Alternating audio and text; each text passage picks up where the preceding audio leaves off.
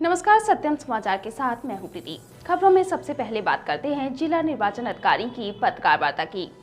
आदर्श आचार संहिता लागू होने के बाद आचार संहिता के नियमों और चुनाव को लेकर एक विशेष पत्रकार वार्ता जिला अधिकारी द्वारा की गई। इस पत्रकार वार्ता में क्या कुछ खास रहा, आइए आपको भी दिखाते हैं। बता दें कि भारत निर्वाचन आयोग ने चुनावी बिगुल पूरी तरीके से फूंक दिया है और सभी 2024 लोकसभा चुनाव की तिथियां भी घोषित कर दी गई हैं। 16 मार्च के दिन जैसे ही आदर्श आचार संहिता लागू हुई, जिसके बाद जिला निर्वाचन अधिकारी की ओर से अति आवश्यक पत्रकारों से वार्ता की गई। जिला निर्वाचन अधिकारी द्वारा पत्रकारों से विस्तृत रूप से वार्ता करते हुए आने वाले लोकसभा चुनाव को लेकर कई बिंदुओं पर महत्वपूर्ण चर्चा की गई। इतना ही नहीं, कई अहम जानकारियां भी पत्रकारों द्वारा दी गईं। तो जिला अधिकारी की ओर से भी पत्रकारों को चुनावी गाइडलाइन और लोकसभा चुनाव में होने वाले तमाम आयोजनों में आदर्श आचार संहिता का पालन कैसे किया जाए, इन सब के बारे में बताया गया। पत्रकार वार्ता में जिलाधिकारी द्वारा क्या कुछ बताया गया, अब जरा यह भी सुनिए। आदर्श आचार संहिता लागू कर दी गई है। एक बार जरूर हम इस बात से जरूर शुरू करना चाहेंगे कि ये हम लोग के लिए निश्चित रूप से एक प्राइड मोमेंट होता है, जबकि हम लोग दुनिया के सबसे बड़े इस डेमोक्रेटिक फेस्टिवल में जो हम लोग का जनरल इलेक्शन होता है, खास करके लोकसभा का जब पूरे देश भर में चुनाव का उत्सव प्रारंभ हुआ है और पूरे देश में जो आंकड़े हैं 96.8 करोड़ मतदाता,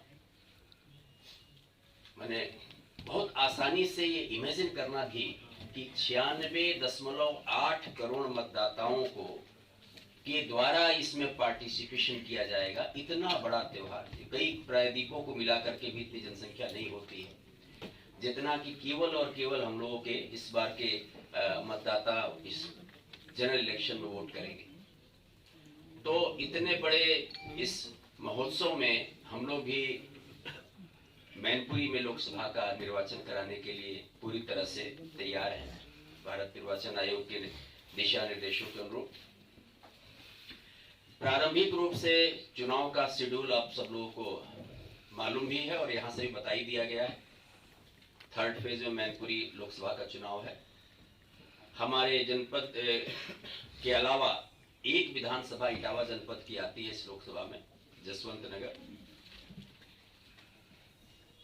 आदर्श आचार संहिता का अनुपालन कराने के लिए हम लोगों के जनपद में 163 सेक्टर, जैसा कि आप लोग पता बना दिया गया है। हमारे सारे सेक्टर मजिस्ट्रेटों की पहले से हम लोग ब्रीफिंग कर रहे हैं। इसके बाद वीडियो और सर्विलांस की 4 टीमें, वीडियो व्यूइंग टीम की 4 टीमें, 4 लेखा टीमें, एमसीएमसी की टीम, जनपद भर में हम लोगों ने तत्काल क्रियाशील कर दिया है।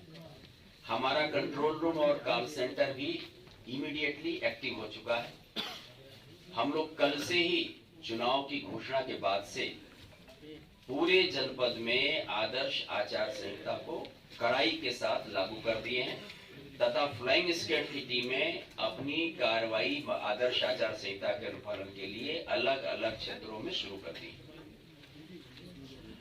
बेसिकली अब आपके माध्यम से 2 बातें मुख्य रूप से हमको संज्ञानित कराना है। एक तो आदर्श आचार संहिता का अनुपालन करने में राजनीतिक दलों की प्रमुख भूमिका होती है। उनके साथ अभी हम लोगों ने बैठक संपन्न किया। उनके लिए 3 प्रकार की चीजें तत्काल लागू होती हैं, जिससे हम लोगों ने उन्हें अवगत कराया कि अब जो है किसी भी राजनीतिक दल को और उनके माध्यम से उनका कोई पदाधिकारी, कार्यकर्ता या घोषित उम्मीदवार, भावी उम्मीदवार, सब पर भी अब कोई भी जनसभा, मीटिंग वो बिना अनुमति के नहीं कर सकेंगे। एक दल, संस्था, व्यक्ति, समूह व्यक्तियों का कोई भी ऐसा कार्य नहीं करेगा जिससे आदर्श आचार संहिता का उल्लंघन होता हो या प्रचलित विधि के किसी कानून या उसके उपबंधों का उल्लंघन होता हो, जैसे for example motor vehicle act, जैसे आबकारी एक्ट, जैसे आर्म्स एक्ट। इसी प्रकार के किसी अधिनियम की किसी उपबंधों का उल्लंघन उनके द्वारा नहीं किया जा सकेगा। आदर्श आचार संहिता के जो प्रतिबंध हैं उसका 100% पालन किया जाएगा। जो आदर्श आचार संहिता की गाइडलाइन है उसका पालन किया जाएगा। और धारा 144 जो जनपद में निषेधाज्ञा लगी हुई है उसके सभी उपबंधों का पालन किया जाएगा। तो ये बात राजनीतिक दलों पर 3 प्रकार से प्रभावी होता है। एक तो आदर्श आचार संहिता उसका 100% अनुपालन, दूसरा जो प्रचलित विधि है और उसके उपबंध हैं उसका अनुपालन, और तीसरा जो धारा 144 है जो जनपद में लगा हुआ है उसका अनुपालन। तो अब किसी भी चुनाव प्रचार को और उससे संबंधित गतिविधियों को, क्रियाकलाप को करने में इन 3 प्रकार से जो व्यवस्थाएं दी गई हैं उसका अनुपालन करते हुए ही किया जाना है। चुनाव की घोषणा के पश्चात ही आदर्श आचार संहिता जनपद में भी लागू हो गई और इसको इम्प्लीमेंट कराने के लिए विभिन्न टीमों का गठन किया गया है। 163 सेक्टरों में बांट करके पूरे हर